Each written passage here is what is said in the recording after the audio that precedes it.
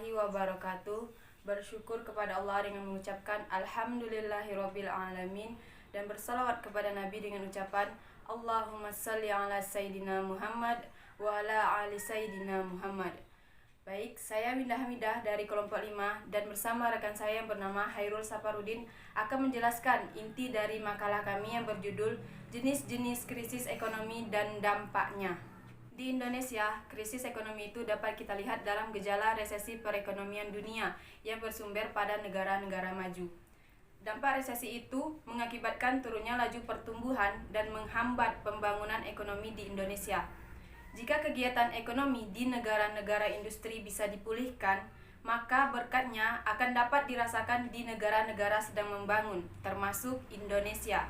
Dari penjabaran tersebut, ada 4 poin penting yang akan kami jelaskan pada video ini. Yang pertama yaitu pengertian dari krisis ekonomi. Yang kedua yaitu jenis-jenis krisis ekonomi dan jalur transmisi dampaknya. Yang ketiga yaitu analisis empiris krisis ekonomi. Dan yang terakhir yaitu pertumbuhan struktur ekonomi. Di mana poin yang pertama dan yang kedua itu akan dijelaskan oleh rekan saya yaitu Hairul Saparudin. Pengertian krisis ekonomi menurut Pak Ali, pengertian krisis ekonomi secara sederhana adalah di mana suatu negara yang pemerintahnya tidak dipercaya lagi oleh rakyatnya sendiri dikarenakan oleh permasalahan finansial. Yang kedua, jenis-jenis krisis ekonomi dan transmisi dampaknya. Dilihat dari proses terjadinya krisis ekonomi mempunyai dua sifat yang berbeda. Yang pertama, krisis ekonomi yang terjadi secara mendadak. Yang kedua, krisis ekonomi yang sifatnya tidak mendadak. Krisis ekonomi yang berasal dari sumber-sumber yang berbeda juga mempunyai proses-proses atau jalur transmisi dari sumber-sumber yang berbeda juga. Yang pertama yaitu krisis produksi, di mana krisis produksi ini adalah itu termasuk tipe krisis ekonomi yang bersumber dari dalam negeri. Yang kedua yaitu krisis perbankan, di mana krisis perbankan atau fase pertama dari efek krisis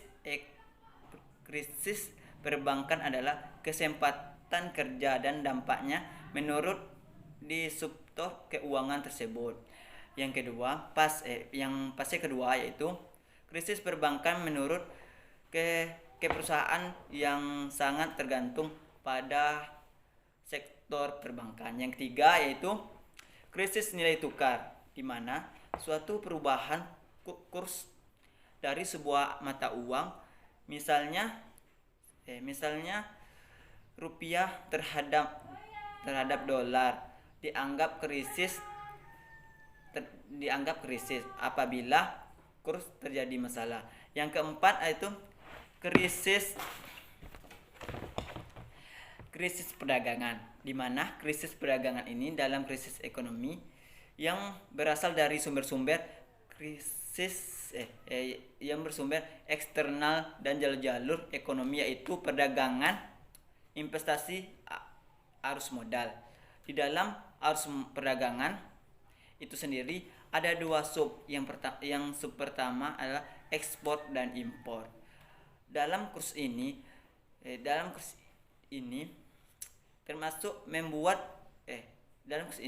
itulah yang membuat perusahaan dalam output inflasi dalam kesempatan kerja. Yang kelima yaitu krisis modal. Krisis modal terkait suatu pengurangan modal di dalam negeri dalam jumlah besar atau pengertian bantuan serta pinjaman di luar negeri. Dalam kurs ini jalur transmisi memiliki dampak utama perubahan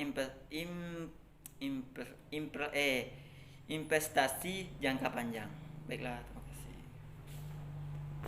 Poin yang ketiga yaitu analisis empiris. Yang pertama, ada krisis keuangan Asia pada tahun 1997 sampai 1998. Krisis keuangan di Asia berawal di Thailand pada tanggal 14 sampai 15 Mei 14-15 Mei, Baht Thailand dilanda serangan spekulan karena lambatnya pertumbuhan ekonomi serta ketidakstabilan politik di negara itu.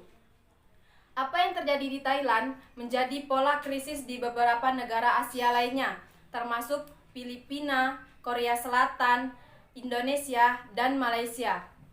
Krisis moneter di Thailand mempengaruhi mata uang, bursa saham, dan harga aset lainnya di beberapa negara Asia. Krisis moneter tahun 1997 sampai 98 di Indonesia pada era Soeharto ini merupakan di mana Indonesia mengalami keterpurukan. Diawali pada tanggal 2 Juli 1997, krisis melanda di daerah Asia dan ironisnya Indonesia menjadi yang paling parah dengan merosotnya nilai rupiah dan melonjaknya harga barang. Hal ini juga mengakibatkan banyak perusahaan bangkrut dan mengakibatkan jumlah pengangguran serta kemiskinan. Yang kedua yaitu krisis global pada tahun 2008 sampai 2009. Krisis ekonomi global ini dipicu oleh suatu krisis keuangan yang besar di Amerika Serikat pada tahun 2007 dan melalui keterkaitan keuangan global. Krisis tersebut menjalar ke sebagian dunia, terutama negara-negara maju seperti Jepang dan Eropa yang secara ekonomi dan keuangan sangat terintegrasi dengan Amerika Serikat. Krisis 2008 sampai 2009 tersebut mempengaruhi banyak negara melalui sejumlah jalur yaitu ekspor, investasi, dan pengiriman uang dari pekerja-pekerja migran. Jalur yang paling utama untuk sebagian besar negara yang terkena dampaknya adalah ekspor. Ekspor merupakan jalur transmisi yang memiliki dampak bagi kebanyakan negara, terutama negara-negara yang berorientasi ekspor seperti Hong Kong, Cina, Korea Selatan, Malaysia, Singapura, Cina Taipei, dan Thailand. Maka, krisis ekonomi global 2008 sampai 2009 bagi banyak negara termasuk Indonesia merupakan sebuah krisis permintaan dunia. Indonesia sebagai perekonomian yang terbuka dan dalam situasi saling ketergantungan antar negara dan kawasan, maka Indonesia secara alamiah tentu tidak bakalan sepenuhnya kebal dari penularan dampak guncangan eksternal. Namun, perekonomian Indonesia di sepanjang tahun 2008 sampai 2009 masih tercatat tumbuh positif. Mengapa dikatakan tumbuh positif? Itu karena yang pertama, Indonesia tidak terlalu bergantung pada ekspor. Nilai pangsa ekspor Indonesia tidak mencapai setengah dari PDB. Yang kedua, sektor perbankan dan sektor finansial tidak mengalami dampak seberat negara lain karena tingkat kebergantungannya tidak sedalam negara-negara lain. Yang ketiga yaitu fakta lain yang paling menarik dicatat ialah ekonomi Indonesia bisa dikatakan sebagai self-sustaining economy, di mana artinya yaitu memiliki sumber makanan dan penghasilan yang cukup untuk kehidupan sehari-hari dalam jangka panjang tanpa harus meminjam ke negara lain. Ini karena Indonesia memiliki potensi pasar domestik yang sangat besar.